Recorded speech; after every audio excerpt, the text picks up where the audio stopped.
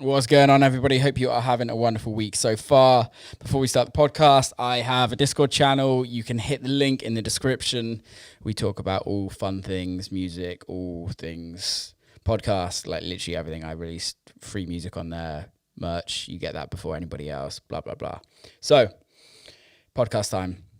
Oh, also, if you don't subscribe, please hit subscribe. Helps the podcast. Love you lots.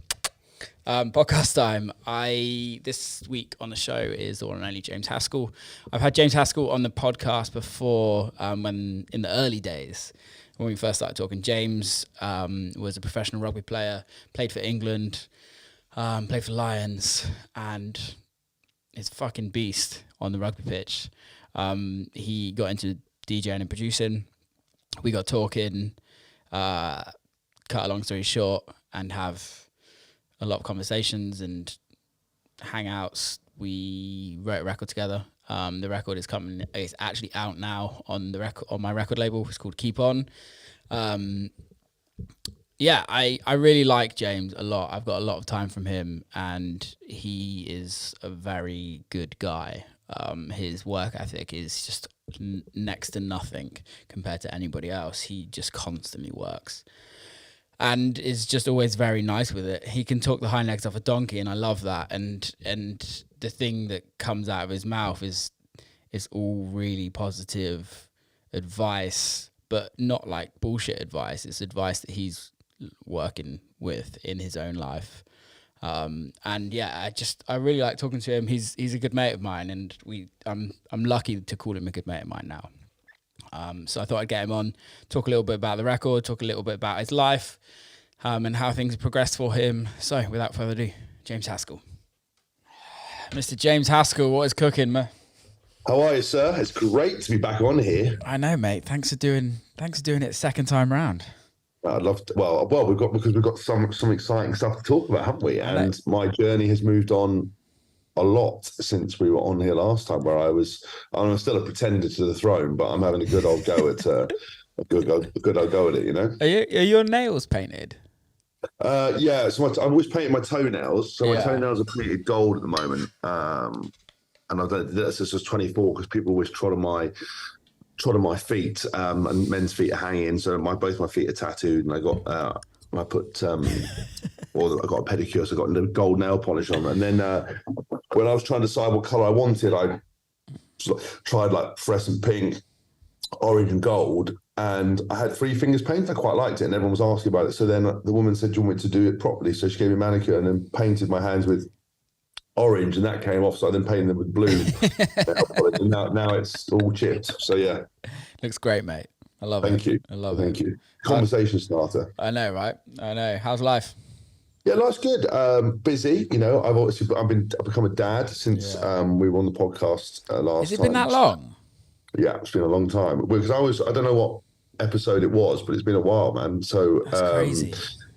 So I got a baby called Bodhi. She's not a baby anymore. She's a proper toddler, and she has changed the game on every front. She's kind of taught me to love in a completely different way that I didn't know was possible, and has kind of made me understand what real love is, and like that kind of, you can never understand why parents are the way they are until you actually have one. And then so that's been interesting. How's that changed your aspect on your career, as in like especially music career? Like how's it changed the view on it all? I think I think this is one of the things I've sort of been going through with myself, really, because you've obviously got to be.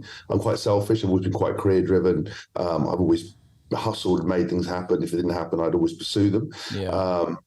And I think when you have a child, you now got something that's dependent on you, and you have to be selfless a lot of the time. And I think, for example, this summer, I had 12 trips to Ibiza DJing, and I ended up, there was opportunities to probably stay a day or two later to go and watch someone I wanted to see in a club, and I took them, and I did that. And then sort of towards the end of the summer, I realized that I'd probably taken the piss a little bit, and I should have come back and helped my wife. I'm very hands-on, and I thought when I came back, if I did everything and looked after the baby and was really kind of, did all the night feeds and morning feeds and did everything, that would be fine. But actually, I sort of then realized, it's things like that where, going to DJs enough, like you're going to have to be a bit bit smarter. Also spending time with her, how my diary was, it's quite hectic. The way I do things, I like chaos, but I had to factor in times to make sure I see her, make sure I was there to support Chloe, make sure I was there to be a good dad. So that's really juggled stuff. It hasn't made me want to change my career. I want to obviously keep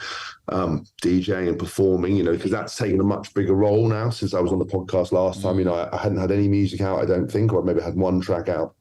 I've got 8 out at the moment, and I've got one coming out in 3 weeks, one coming out, well, depending when this podcast comes out, but they're sort of all spread out, so I've got a good sort of release schedule coming into the new year, but I'm obviously still doing all the speaking gigs and the podcast, and I'm going to France for the World Cup, DJing out on a cruise ship over there. But I obviously make sure now that if I can come home, I do come home, and I make sure that I will always try, and even if it breaks me, I'll always be there to make sure I can wake up. Like this morning, I went out last night, and I was up the boat this morning at 6:30, had her until the nanny came, so we can go off to work, and then when I come back on Monday, I'll have her every morning, so Chloe can sleep in. Do you think it's changed your focus? I think, I don't think it doesn't change away from what I want to do, but it's given things a much different perspective, because you've got this little thing that's dependent on you. You obviously want to be the best version of yourself for her. You want her to, the world's a bit of a difficult place, and I think, like, as you're an adult, you get through that and you realize that it's not all fun and games. I look at her and she's playing in a little kitchen thing, and that's the hardest thing her day gets. Yeah. When she cries, when she's hungry, as an adult, you're always presented with drama and issues and things that blindside you and everything else. And I want to try to protect her for as long as I can from that. So in terms of focus, I've now changed it to make sure that she's front and center of everything, and to make sure that I do everything so I can be, successful. And also, I need to have my identity. I think where parents go wrong, and at times they lose their identity because of their children. I still need to work. I still need to enjoy myself, and derive pleasure from it. But I also, she has to be the primary focus. And I need to make sure: can I see her? When can I see her? What can I do? Is she okay? And also support Chloe, because her life has changed drastically. Mine has changed, but not to the extent that it changes for women. And you can understand why there's often a little bit of resentment or a little bit of anger when men just carry on doing what they're doing, And I think there's been a little bit of that, Yeah, no, I totally agree with that. It's the reason why I ask is because it's really interesting. It's for me that I've seen through friends where they have kids, especially in the industry. It's either like turns them super like hyper focused into making the career work because they have somebody else to provide for, or they just go off the rails and just they're like, music's not actually worth the hassle of what it brings to my life to give up the time to spend with their kids, if that makes sense. Yeah, I think you can understand that, and I think like I said, this was the first summer since I retired, really, where, I'd got an opportunity to go to Ibiza. I got to, to watch DJs I wanted to watch, and I probably pushed it. And I then had I tried to always have kind of self-awareness, and I probably sat down, I was like, you know what, I need to change that, because, if I was solely into music, and hopefully the more I progress, DJing will take over, and I will, and how difficult it is, lack of sleep, travel, everything else. I think it just means you have to focus on being smarter and much more organized and make the right decisions at the right time, and remember that it's a business, it's not a jolly. And I think that that's the most important part. And as I said, I changed my mindset to go, right, if I can come home, I will come home. And that if I go and DJ, I'll go and play, and the next morning next afternoon I'll get a flight home. I won't stay. I won't do this. And it's the same thing with looking at how I'm now, keeping full days free in the week, whereas I'd never done that before. Going, right, that's blocked off. That's a day just for my daughter. And that, I think, and ultimately it makes you more organized, more professional, more ruthless. It's always going to make you better, because you then start making better decisions and turn down things you shouldn't have done anyway, and things that are distractions, and choose the right gigs at the right time. And then I'm away for 4 days now. that's not, I'm going to miss her. That's not great, because every time you are away, you come back and she's grown, or she's something, it's difficult. I never, when I was playing, I never had a kid, and I can never understand all the players who were like, pining for home. I'm not that bad, because I'm quite good at kind of changing focus, and if I'm into it, I can compartmentalize really well because of what I did as a sportsman. But there are times when Chloe will send me a picture of her and you start missing, and you're like, I just want to go home. But I've got a job to do, and that's how I earn my money. Yeah, it's super interesting, because my manager, he has 2 kids now, but from like, he won't mind me saying this, but they would never planned and never kind of had a desire to have kids in the first place when I first met both him and his wife. And then they decided that they wanted a kid, had a kid in lockdown, and like, he loves going away he loves coming on tour, he loves a party and all of that. But then like, when I spent longer time with him, like away, like, he definitely misses his family, and like definitely, and like, for somebody that never wanted kids, like, that's like me. It's crazy. I didn't want kids. Well, no, I didn't want kids. I wasn't asked about kids. I was so selfish. And that, I knew. So I've been around 40 lads every year for 20 years who had children, and I'd seen the best, the worst. I'd seen the ups and downs, the sadnesses, the amazingness of it all, and I knew what to expect. I think a lot of parents go into kind of, I'm very practical, so I kind of live in the moment, and.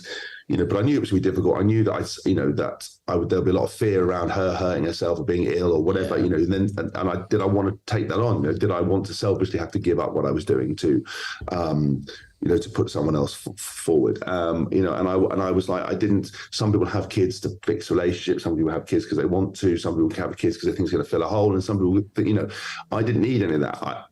And when we sat down and talked about it, I think Chloe was the same.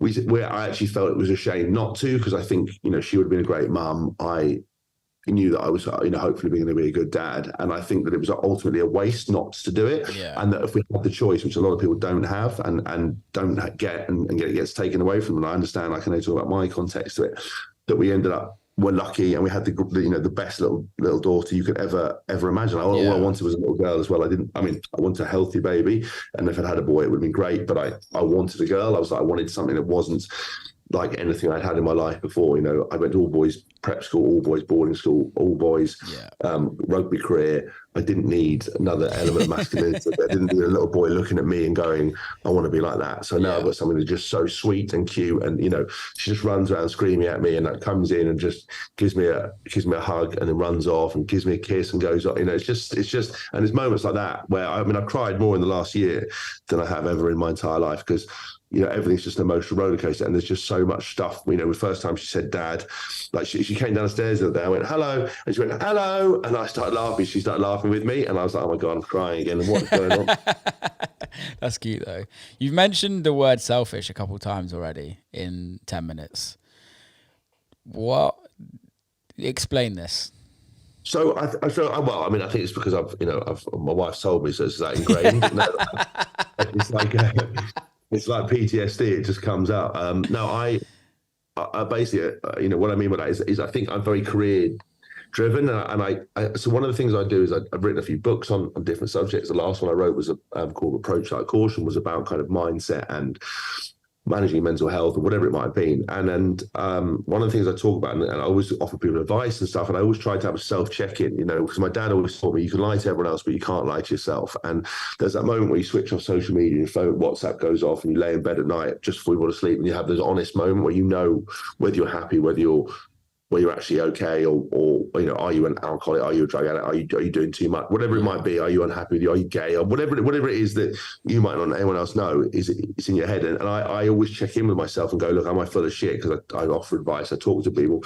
Where am I at the moment? And things like the other day, I was having a bit of a tricky time, and I was like, I'm often telling people to go and get help, and I hadn't spoken to a therapist for 4 or 5 months, 6 months actually. So I then called up, booked in to see someone. And so I just tried to have self-awareness. So I know I'm selfish because I, obviously put myself first to try and achieve things. I'm ruthless in the pursuit of trying to be successful. I was ruthless as a player, and I'm ruthless now in terms of wanting to, I will do whatever it takes to to get what I want, in terms of not in some sort of weird Machiavellian way. I'm not like murdering people, but I kind of very determined. And I also think, I take care of myself. I think of myself first in certain situations. And I think I had to be programmed to be less selfish. And obviously with a kid, that's come out. And I think it's not selfish in a sort of a bratish way. It's just selfish in like a single-minded,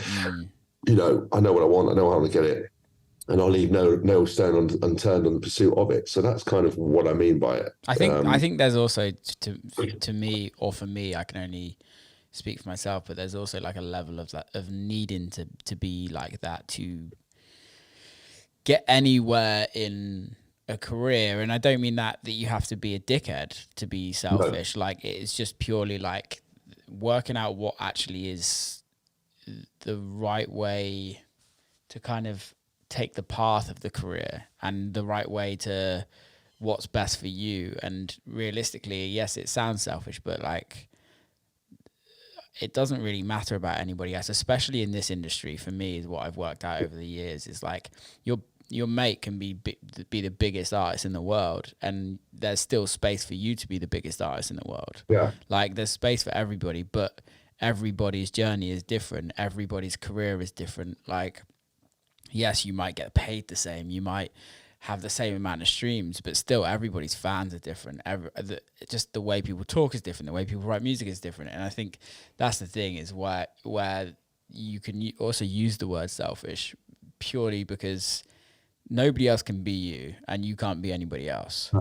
So it's like the only way to be the best you is to make sure that you're doing what you fucking want at the end of the day. I think as well, I think you've hit the nail on the head. Like, people associate the word selfish with a negative. I think you're right. When I mean I'm selfish, that doesn't mean I'm not.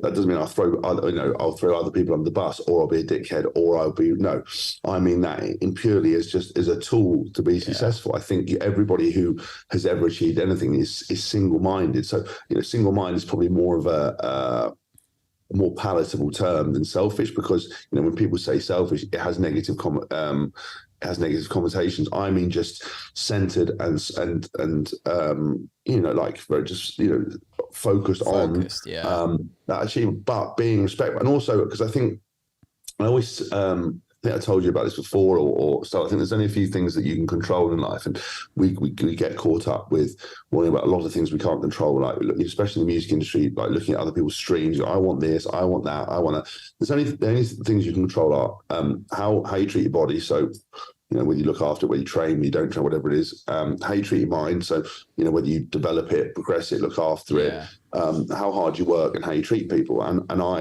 that's all I go back to. If I'm ever a bit lost or whatever I'm doing, is I go back to focusing on them, and then I then retain some control over what I'm trying to do. And if I ever sit down and I'm like, I'm not where I want to be, or I'm not DJing the clubs I want to, and I'm not making music, I'm not this, and I ask, if any of the answers to those questions is, could I be doing more? Yeah.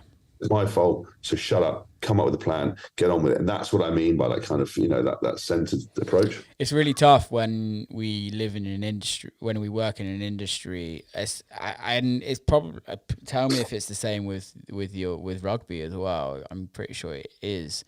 But when a lot of your business success is based on numbers and based on winning, right? Like, if your record does 1 million streams in the first month, you're winning, right? If your record does 5,000 streams in a month and your average is 1 million a month, like, you're losing, right? If you're on a 10-game win streak and then you lose the next 10, you're losing. Yeah. And it's very hard to bring that back down to earth and kind of bring it internally. I guess the difference is rugby is a team sport, so it's not just based on you. Can you spread that out, or is it different to music? Because you've done both. Is it different? Look, I think again the sports thing. Look, so much of it is down to interpretation. I think sometimes some of it is numbers based and it's very abstract and is intangible. Like you said, what is a measure of success? If you have 1 million, 2 million, 10 million streams, you're going to make some money. But maybe it's on a song that you didn't like that's put you in a completely different direction. There's always stuff that there's always caveats to all of it. I would always say that I always go back into kind of a loop of kind of like I sort of look at a situation and go, right, did I do everything I can do to make this a success? Yeah. And that's the first thing. And obviously I would probably put processes in place. Same thing with sport, but same thing with me. Did I work with the best engineers? Was I creative? Did I put the work in? Did we PR it? Did I get the best PR people? Did I plug it on social media? Did the graphics look, whatever it might be? And then, did I try to get the exposure for it? And then if you've done all that and it doesn't go where you want it to go, then you have to just shake it off. It's not, but if you know that there was an element of that you didn't do, then you can start being despondent. If something doesn't catch, there's a lot of times there's no rhyme or reason why one song does better than others, and why something catches the zeitgeist of what's going on versus something else. The same thing with sport. Like if you're losing, but you are doing everything you can do to win.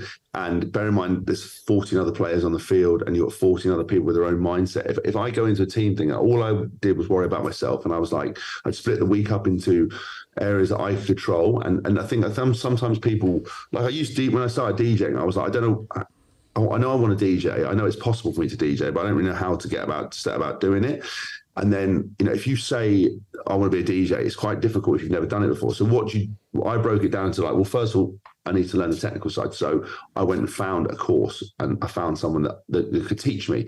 And then I found other DJ teachers off the back of it. And then I was like, well, what else do I need to be to have a DJ? Well, I need to make music. So I went on and did a production course, and then I did 2 more production courses. And then I started to work with different people. And, suddenly each one of those areas, say, covers 10%. I'm suddenly 30% better and 30% closer to where I wanted to be. And that big idea doesn't sound such a bad idea or such a big idea anymore. It seems much more manageable. And I think that's the same thing with nutrition and sport. People want to get healthy, but they just give up because they don't know how to get there. Whereas if you just got out of bed, looked at maybe got a trainer or looked at a training plan online and stuck to it. If you don't know anything about nutrition, look on the internet, look on Google, look on YouTube, learn a bit about protein, carbs, fats, and whatever it might be. And what's your sleep like? What's your recovery like? And if you look at sleep, like what's your mattress like? What's your room like? Suddenly there's always a bit that you can manage that you can make a difference to. And I think that's why I never, success, I never get too excited or too down.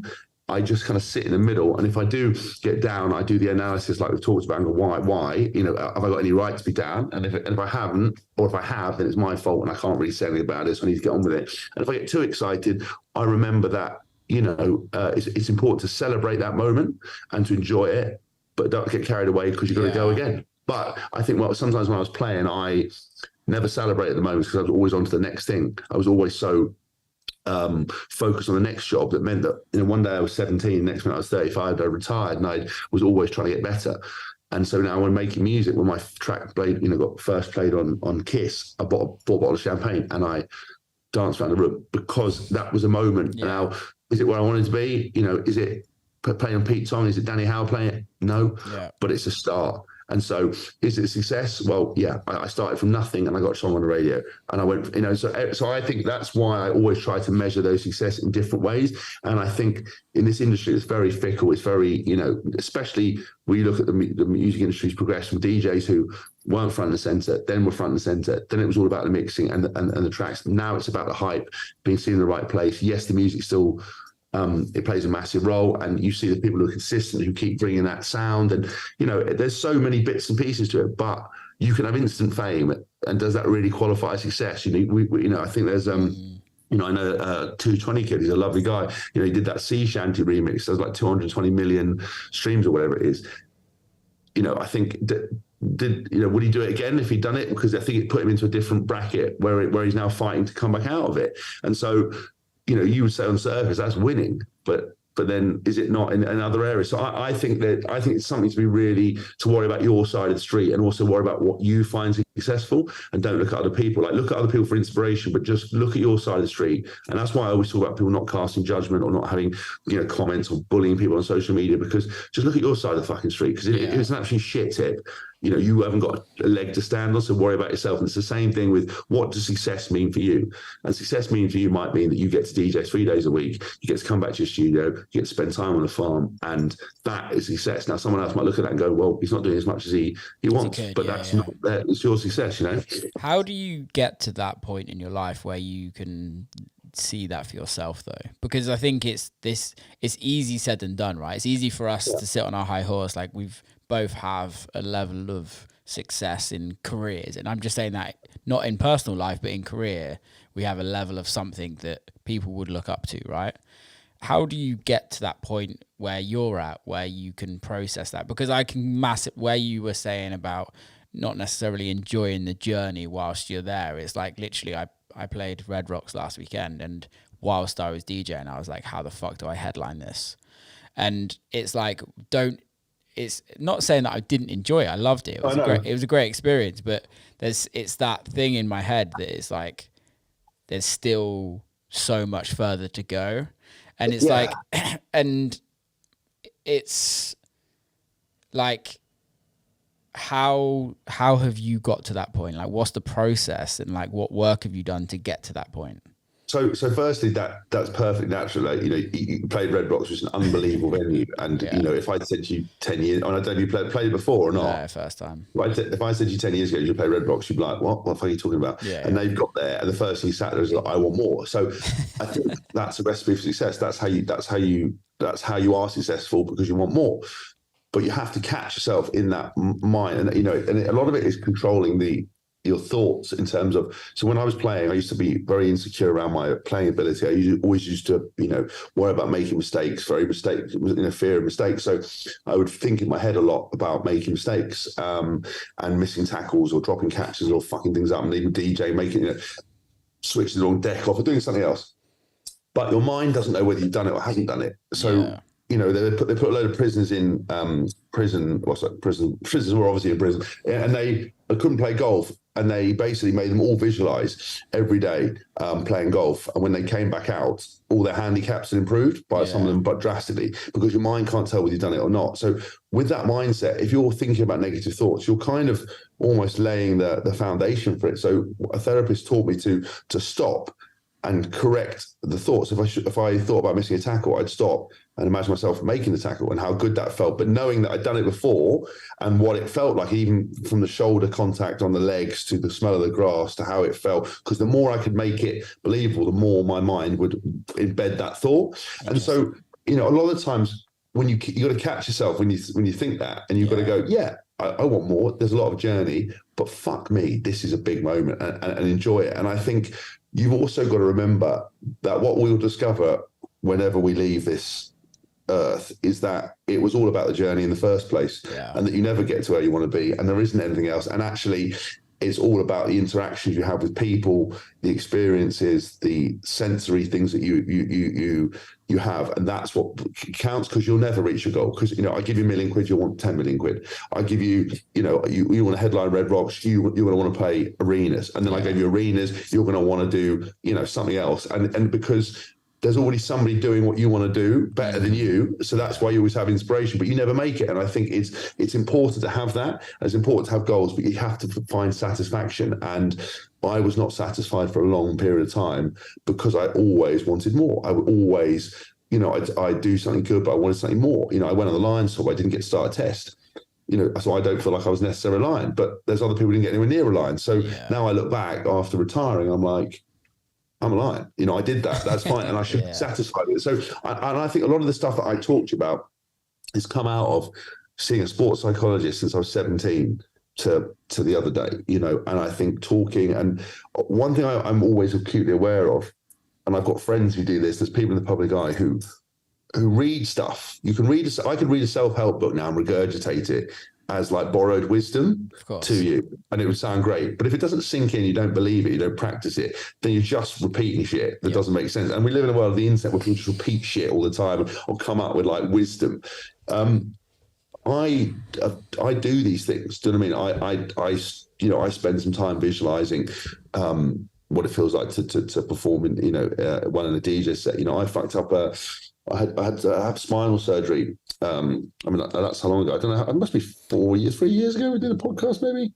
I don't know how long you've been doing it for. It was a while ago, but I had to have spinal surgery, and I got an opportunity to DJ with Simon Dunmore, and then Bob Sinclair jumped on at Cafe Mambo's, right? And I was on morphine because I couldn't really stand up straight, but they asked me to do it, and I was like, I'm never turning this down. And I was having this mega build. I was playing this Darius Sarossian track, like skipping along. It's wicked, and I was going to backspin off another deck, and I turned the wrong deck off. Basically, because I had two decks. What I normally do is I have two decks on one side, one on the other, and I always mix from one side to the other, so I don't do that. So even if I'm playing that, I can always go, so I know which side it is. Yeah. Because I was on one side, he was on one side. I wasn't used to doing it, and I just stopped the wrong thing. I obviously started it again, but I was like, fuck, I've just ruined it. I've just literally fucked it. And, I love Simon. Simon's amazing, but he's quite, he doesn't give a lot, Simon. And I wanted an arm around him. Bob was great. Bob was like, oh, it's just a little mistake. Don't worry about it. We rolled on. No one gave a fuck. But I wore that for days. I was like inconsolable afterwards. I was like, this is shit. I fucked it up. I'm awful now. And it brought me back to the times that when I was a player, that I'd made mistakes or done things, and I had to use all the tools that I'd learned to get over it again. And I went and started doing some self-analysis, but because I then did what I did when I was a player, and I started looking at comments online, people like, oh, you could mix a fucking cup of tea, all this shit. And you start, doesn't matter how invincible you start, it starts to bleed into you. So where does that come from on a deeper level though? I think I'm probably just a bit of more. I mean, I was doing a podcast the other day, and I kind of, I don't know what the guy said, but kind of more, not like it's not soft, but just kind of like I'm more sensitive. I'm more sensitive than you perhaps I would think I would be. And I think I had my dad was amazing, and my dad is amazing. I love him, but he's very critical. To help me, but that's how he. That's how how he operated. And so I probably didn't deal with criticism very well. I take criticism quite badly. I've had to then spend a lot of my career, putting things in place to manage that. So, I'm good now at a lot of stuff. But for example, my Achilles heels, because I'm so desperate to be good at DJing, if people criticize me for that, because I love it, I still wear that a bit. Now I've got better that I don't give a shit if people online say anything. But if you were to say, watch me and go, fuck me, Haskell crap, I'd be like, oh God, Will's like one of my peers, one of my idols here, that's cut me deep. But what I was trying to say in a roundabout way with all this is that I have to work very hard at all this stuff, and everything that I've said to you on this call, I do on a daily basis and practice it. And that's how you build that up, because, people read self-help books, they get motivated, which is the most dangerous thing in the world, and then they don't do any of the work, and then they move on to another self-help book and they don't get anywhere. Motivation is awful. Fuck motivation off. You need resilience, and you develop resilience through things like using negativity. So, say, for example, you felt like you should be playing Red Rocks headlining. You're like, next year I'm going to prove these motherfuckers, and you go and double down, you make more music, you do everything, you dominate, and that's how you do it.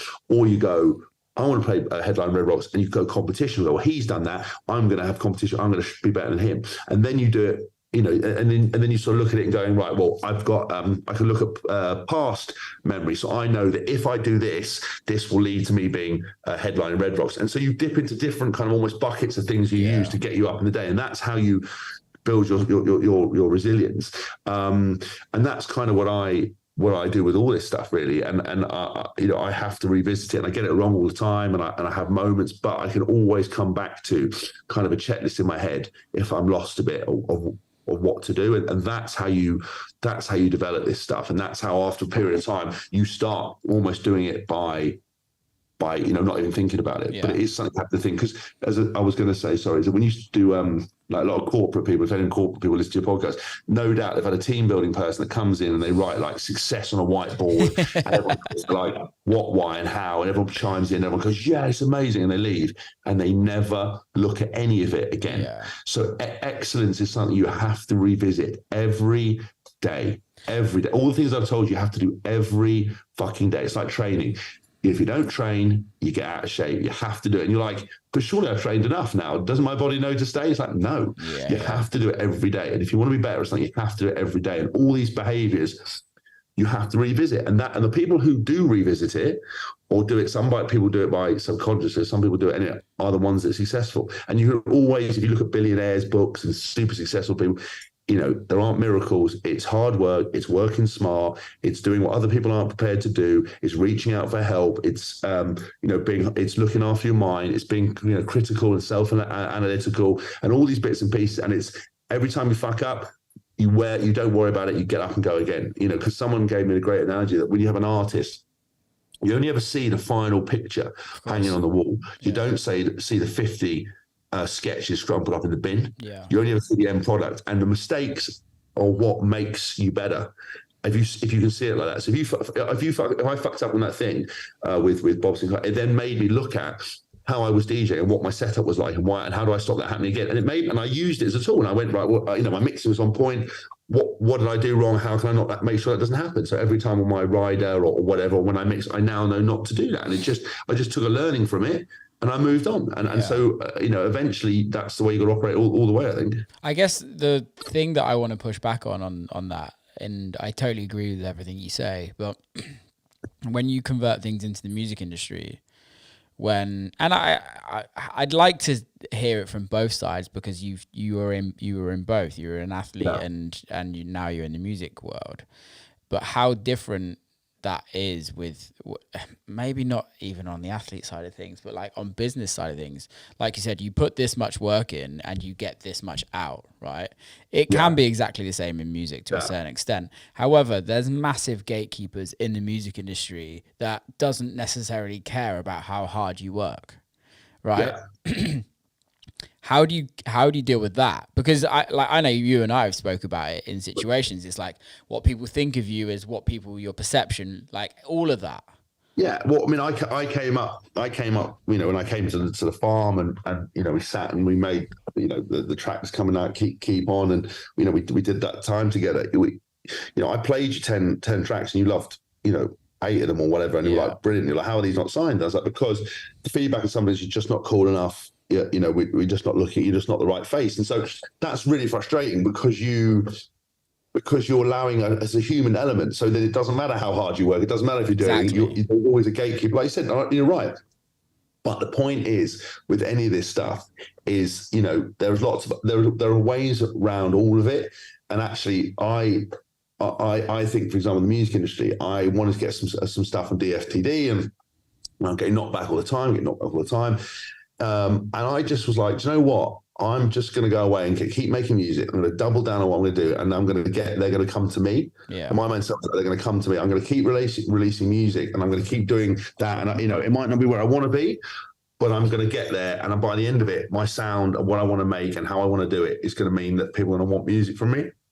And that's kind of the way I do it. So then because you don't control that person, and you can spend your whole life trying to control that, or trying to exert control over the gatekeepers, you ain't going to do it. No. So what can you control? Well, you can put yourself in the best possible position for them to want to sign the music. You can, charm them, treat them, whatever. You can do all that, but you still can't guarantee it. So what can you control? Well, making good music, putting it out there, consistency, and the smartness, and go, look, if they're here, what's a similar label, what's a similar sound, who is released on that, what can I do, and be more ruthless in that mindset, I think, because that's what I've done. I've gone, I've got some management now with Red Light Management. I didn't have that before, and I was like, I was getting frustrated. I was trying to push music, and I was like, well, management, that's an easy win, why not try and do that? And then I've got labels that I want to release on, that where I want to get to, but at the moment they wouldn't touch me, or I'm getting knocked back. So then I go, well, what's the next step? So where's the next sound? Where's the consistency come from? And I think, and I've seen, if you keep knocking on the door and you keep turning up, and like you said, you're a good person, you're polite, you get an opportunity, you fucking take it, and you work hard, it will come. Yeah. And what? There might be someone that just hates you and they'll just never sign a record for you. But I promise you, there are, from what I can see in the music industry, yes, it's all kind of sound dependent. There are some labels you would want versus others, but I can pretty much tell you that there isn't one label that you get on is going to change your life. What will change your life is consistent, good music. And there are plenty of fish in the sea that if that one won't touch you, then it won't ever touch you. But one day that fucker will leave, and you will have had a whole back catalogue of music here, and you will be so established that I guarantee the new person will be like, why have we not released a Will Clarke record here? Well, I don't understand how, he's absolutely killing it. And then you come to you, and do you know what the best day is? You turn around and go, no, I don't think I want to do it anymore. And then you won the battle. Or you go, or you're smart and go, I'm not going to cut off my nose, spite my face. Yeah, I'd love to do it. What can we do? And so I think for me, that's the only way I can do it, because otherwise you'll go mad. And like the same with, but the reason it translates with the coaches is that in rugby, you could train the best, be the best player, play the right, but your face don't fit. And if the coach don't want to pick you, I had that in the World Cup 2015. I remember I went into it playing some of the best rugby. I was in really good form. I went in and they were always picking Tom Wood and Chris Robshaw, great guys, great players. And I sat down on the coach and he started talking to me. I said, listen, let's be honest. I couldn't do any more, could I? And he was like, no, you couldn't be playing any better. So you're not picking because it's down to personal preference. I said, yeah. I said, well, fine. I said, don't give me a fucking spurious load of work-ons. Let's be honest. And I want you to know that I'll keep doing what I'm doing. And if the opportunity comes and one gets injured, I'm in. He goes, yeah, that's fine. He goes, we trust it more than you. It's not personal. It's just that. I said, fine. I'd rather have that. And then you can manage it. Then you can sort of. It is personal though, isn't it? Yeah, yes, I think it is, but then I can't change their mind. Exactly. And so, you could go mad. I mean, unless you kill them. I get it, because it's really interesting. I had a conversation with my manager last night, and we were talking. We were just doing like an agent kind of catch up, and I was like, "How's Fran, my Spanish agent, going?" And he's like one of the best agents in Spain. And he's like, yeah, he's really struggling with doing work for you. He's like, there's just zero demand for you. I said, is it the fact that Fran's not doing the right job, or is it the fact that there's no demand for me in that area? And Ryan was like, my manager was like, there's just no demand. And if that happened to me 4 years ago, I would have just been gone in on myself and just been like, yeah, mate, I'd be fucking depressed about that. But yesterday, I was just like, oh, fair enough. I get it. Because the thing is, you can't control it. You can't control the situation. I think you can look back at, so then what I would say is with him, manager, I go, okay, look, I understand that if there isn't, and it can't magic up. Is that area, somewhere you want to play? And so, if it's Spain, with Ibiza and all their best, if you want to do more stuff there, and because obviously it's got a big techno sound, if that's what I do, what is it you got to do to make it happen? And then give yourself 4 things you could be doing more, and then you retain control again, and that's how you do it. I don't think you should be ever asked about it, because people don't want to demand, but you're playing everywhere else, and you kind of know you're making great music. You're playing all around. You've got America on lockdown. You're backs and forwards all the time. That in itself is a massive achievement.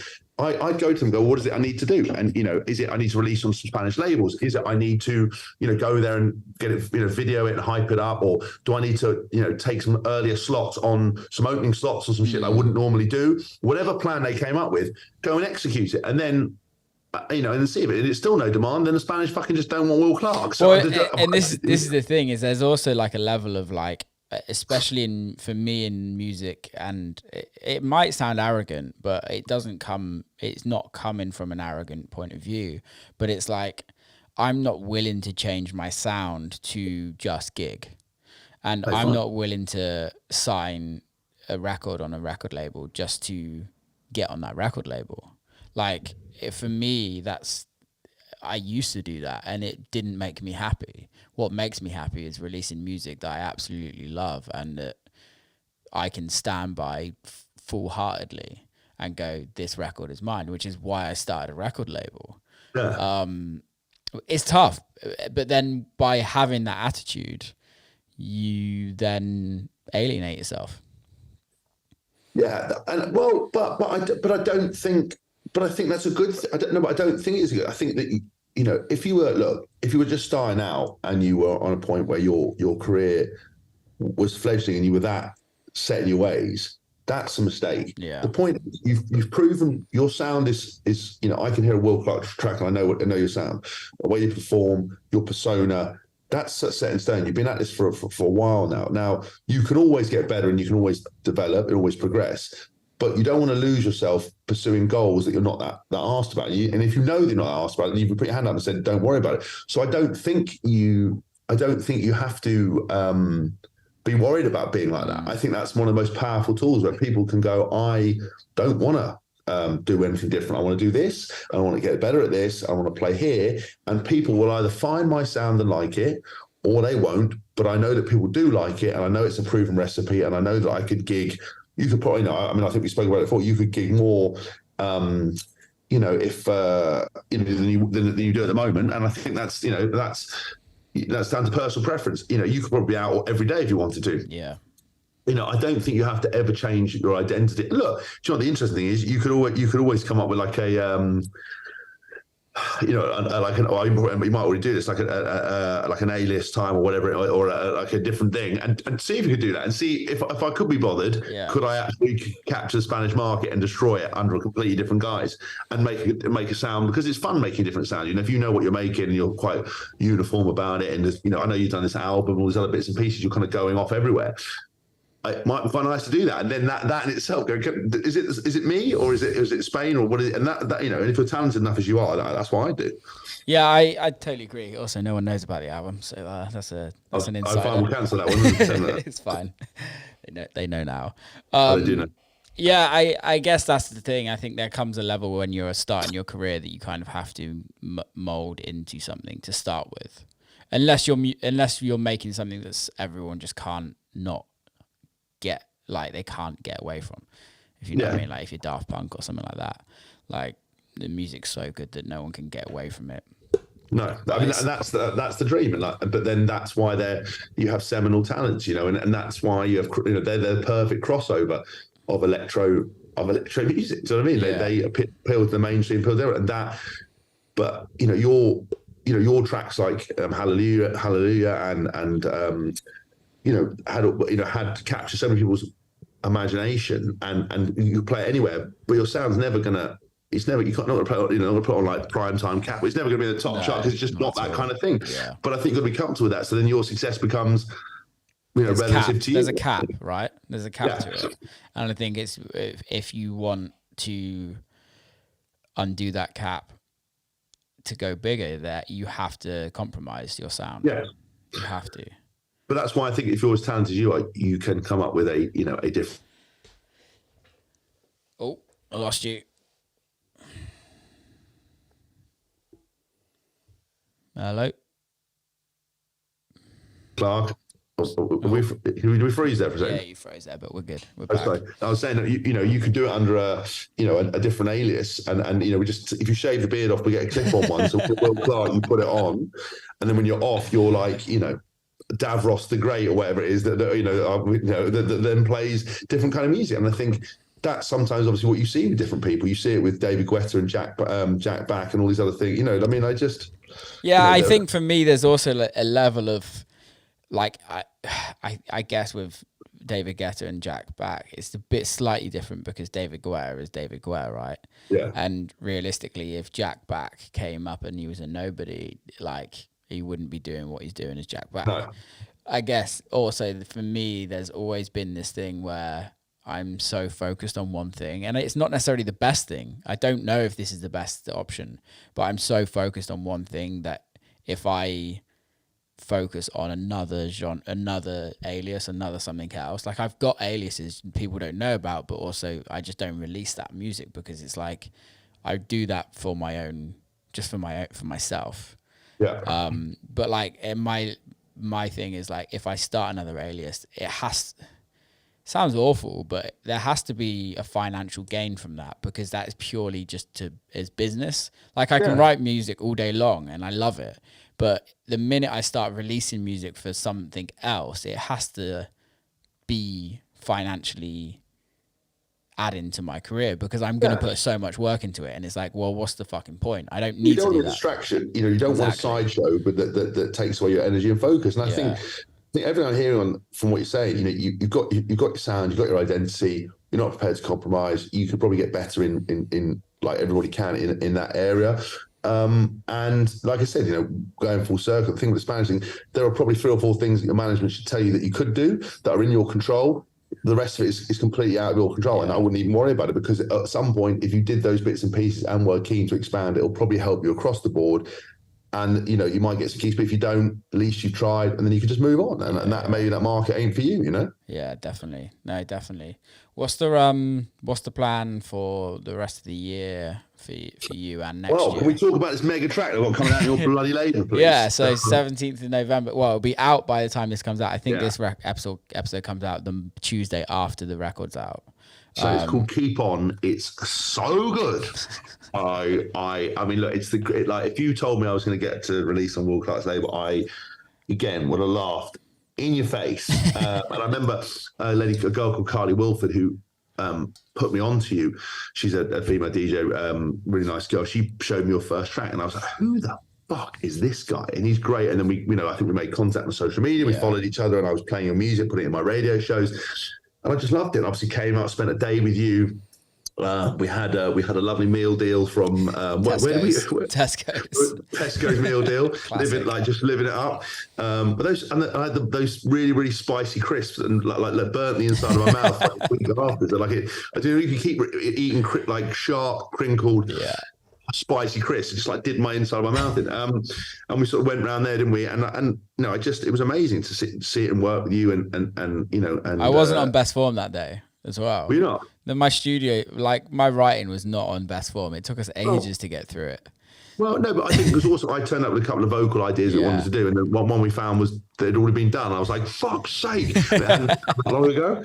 But I think, and also, the more I've done another production course since I saw you with Dean Ramirez. Oh, cool. And and I'm making much more ideas and stuff myself and building out tracks, and I kind of again have much more an idea of what I want and what I like. But Keep On came out of it, and been out for ages, and it absolutely bangs. I can't believe I'm releasing with you because on that, well, it'd be out now. But who else is on the compilation that's coming out? So I've got a collab with Denson Pika and myself on it. Dalton Taylor is on it. Clarity's on it. Brux is on it. Vigilante is on it, and Mary Droppins is on it. And they're kind of the label fam, really. Dalton, Brux, Clarity and Vigilante are like label fam. The Denson Pika record that I did with them in the summer at some point. Is that the one where you layered 10 kick drums? Is that something else? Yeah, literally. I went in the studio with Alex from Denson Pika, and I was like, dude, that is just disgustingly gross. And he was like, yeah, it's 10 kick drums. And I'm like, okay, it makes sense. Why? I was like, I don't even know how you would start doing 10 kick drums. I mean, I've got the most exciting I've got is 2 layered 2 with a click on it on one of them. That's it. But no, look, the track. I think the track's going to do really well.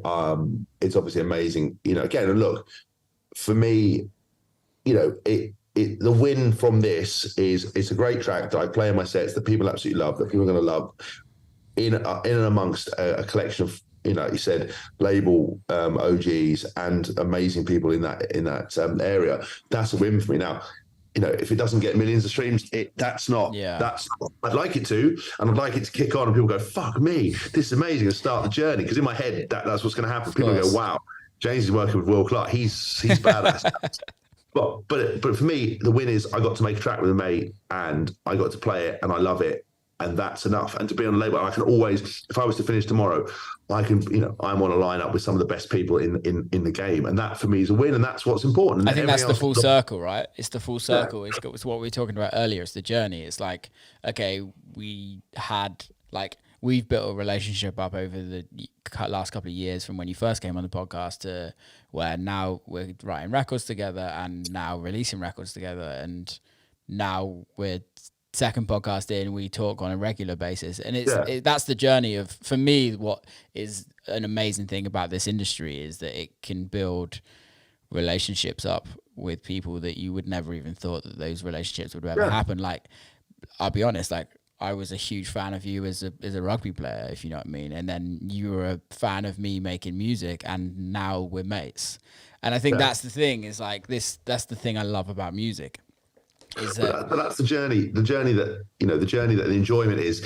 The track in itself is an amazing byproduct of me getting to come up, meet your folks, see the house, get on with everyone, have eat with you, make music, stay in touch, and build off the back of it. And I think that's what's important. And all the music that I've made and stuff that's for me where the success and enjoyment comes from. It's the process always. And look, I never understand why, my last track that I did on tour called Coco, it's wicked record. Wicked record. Yeah, got loads of support, but then the streams are shit. And they're like, well, but so do I sit there going, I look at it sometimes, I log in, I'm like, oh, come on.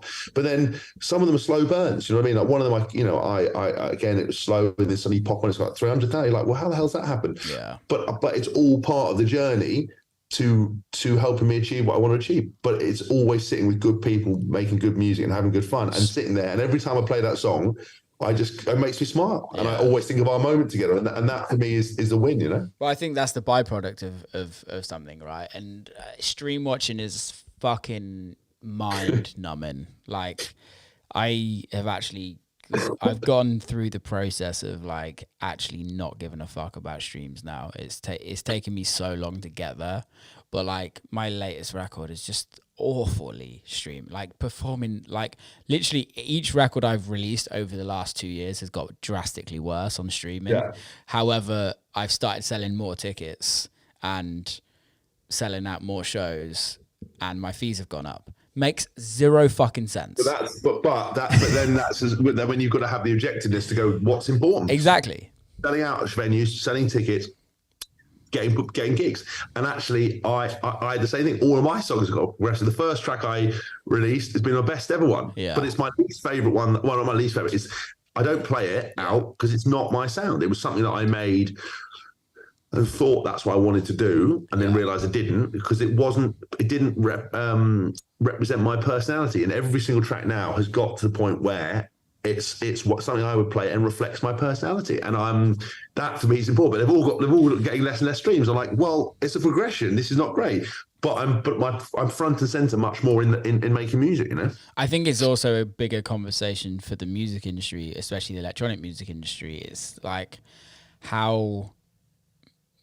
because it's an issue that everyone's dealing with to a certain extent. It's an issue, not necessarily the big commercial guys or like the John Summits or the Dom Dollars or those guys, or like the Peggy Goos and Fisher. Everything Fisher turns to gold. Turns to gold. But I think then it's the bigger question of like, how do you introduce interesting people to the scene and keep the culture of the scene going, but also create an ability for those artists to make money through the forms of streaming? It's a bigger question, and it's a conversation that I don't know is ever going to get resolved at the end of the day, because we all know you make fuck all money from streaming. Yeah, and I think again it becomes, like you said about those, like John Summit, you know, his story, Deep End, you know, making an account and coming through, you know. But it's interesting because someone told me about, you know, he can sell lots of things in America, but isn't that popular over here. So I wonder if he's popular over here, but you know, it might have changed. But in terms of sort of selling out venues and bits and pieces, you know, someone tried to tell me that it didn't have that necessary pulling power. Then you see him doing massive bits in America. So I wonder if he sits there going, "Fuck, I wish I could conquer the UK," or does he not care? I bet. No, I bet. Like I like to hope he thinks that, because I think that's the only way it goes back to what we were saying. It's the only way you grow in your business, is to go, okay, you put this plus this together, and this is the outcome. And especially when you're in a situation like him, like you have the ability, you have all the resources at your fingertips. It's just whether or not you want to do it. Yeah, and again, I think with something like, you know, you look at Fisher's story. You know, he was part of Cut Snake. He couldn't get a record signed for Love Nor Money. Yeah. No one was interested. You know, he came on board. You know, did stuff with Chris Lake. The journey now everything he releases, 1 million streams in a day, top of Beatport. Yeah, but it's a whole. You know, he's been chipping away at it. It's the whole image thing. It's everything that goes with it. He's obviously a great talent and a crazy guy and a really lovely bloke, you know, that I'm always in awe of. He's such a good guy. But you just see it happen. And I think the process goes. But if you were to ask him 20 years ago, 50 years ago when he was a Cut Snake, do you think he'd be headlining venues and selling out in America and having Beatport number ones? He'd probably laugh in your face. But he stuck to the process, and every time he's had an opportunity, he's delivered. And now he's got to the point where the hype and the fans, they are just ready to lap it up. And whether it's a good song or not, you instantly got 1 million people, because once it's got his name attached to it, it's in there. Dom Dollar's heading the same way after. I mean, I know he's always been a mega, but Ryan Dust absolutely killed it. His new one, you know, he's with is it Nelly Furtado? He did a Nelly Furtado. He's just released another one as well. Yeah. I think, well, I don't know if they're going out or whatever, but you know, like I reckon he is. Dom, are you dating Nelly Furtado? He's got to be. He's got to be. I hope he is. If he isn't, what an amateur! I know, right? Terrible. He's pulling a Will Clarke game. Yeah, Will Clarke. Absolute anti-shag. Yeah, I was talking about this the other day. I need to text him and ask him. Yeah, maybe after this podcast. Anybody listening to the podcast, DM him, ask him for us. Yeah, please message Mr. Dollar. Are you hanging out the back of Mrs. Furtado just to let us know? Because we need to know this. Because we all hope you are, because it's perfect. Oh dear. Like I said, like I said, all these people. It is a journey. It is interesting now. I think to be successful, and what's important is the brand. Yeah. Now it's a wank word because purists and music people, but they all have brands and association. And when people buy into a brand, they buy into the streams and they buy into it. And you see people put songs on radios or get radio plays just because it's that person, because they can't not play the latest track from so and so, because they're so powerful. And I think it's much more important to have pulling power in venues and sets and all that kind of stuff, because then the streams will come. Yeah. You know. Yeah, and it is wanky to say the brand thing, but I totally agree with you, because you look at our culture nowadays, right? And it always has been, but even more so much nowadays. It's like, look at Apple, right? Yeah. Like, that is the quintessential brand where people don't buy it because they need it. They buy it because they want it. They release 15 of the same fucking phone that does nothing else. Like, does nothing else. I've got 15 and you've got a bit more camera. And it's like, well, what's it like? Android phones are doing everything. Like Android phones can drive your car. Like, you know, they've had face recognition for ages. They do everything. What's Apple do? It's like, it's the same, but it won't overheat. And it's got a special new camera. And you're like, sold. Okay, cool. Sold. And it's £1,000. Yeah. Okay, wait, sign me up for that. It's just mad. It's like utter mad. It's like clothes. It's like clothes, right? How many fucking DJs wear Gucci t-shirts? Like, that t-shirt costs more than what you're earning on that gig. Like, fucking sort your life out. Yeah. I mean, my dress sense wank, but I actually, you said it. You know, Barrow, the Italian brand. I just found that they were like amazing t-shirts. I know, because obviously that fluorescent and stuff. I just love them, and I was like, they are literally half the price of. I was wearing like a Miri t-shirt, like 400 quid. I was like, why the fuck am I doing this? And a Miri, I love it. It's mega. It fits really well for like a bigger gentleman. But mate, as Barrett, I was like, why am I doing this? You obviously look good in the show. And also the idea that you can't ever wear it again. I've worn that and I can't do that again. No, like I wait and I'll cycle them back out again. Yeah, definitely. How's the training going? Yeah, it's good. Yeah, training's going. I'm sort of I've got a bit of a cough at the moment, so I'm a bit under the weather. I've just started back doing jiu-jitsu, and so I'm all over the place. But I'm like, it's about planning routine. So I've now started taking training kit in my car with me. So I've got David Lloyd membership, so I can try and stop and try and make it happen. I get in and out of the gym 45 minutes. I don't fuck around. Don't look at my phone. A minute rest in between, and I smash it. The one thing I'm probably not doing as much as I should be is cardio. But I'm trying to get that from the jiu-jitsu because it's different cardio, the jiu-jitsu though. Yeah, different kind of cardio. Yeah, it is different kind of cardio. But mate, I've got to go. Is that right? Do it. Yeah, let's wrap it up.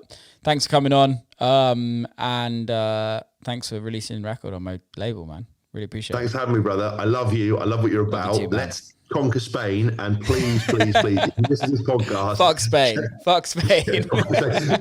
I'm not saying that. I need Spain. So do I. Please check. Actually, we apologise to Spain. Yeah, sorry, please, Spain. Please check out Keep On. It's out. It'll be out now when this podcast comes out. Let me know what you think of it. I'm at James Haskell on social media. It's an absolute belter. And do you know what? We're going to have to go round two. So get the meal deal dusted off. Get the good form in, because if that was on bad form and that track's a belter, imagine what we could cook up. Good if form. you actually just cared about your old mate and put some back on in. Charity case. Yeah, exactly. Like, wait, you could probably get a tax break, like carrying the community project with me, but with the old man. The old man, exactly. Mate, have a great day. Keep safe. Send my love to the family. Big love. Peace. Thanks, mate. Love you, mate. Bye-bye. You too, bye. And that's a wrap. Big love to James for coming on. I hope you all had a lovely listening session. Keep safe. Till next time, please subscribe. Love you lots.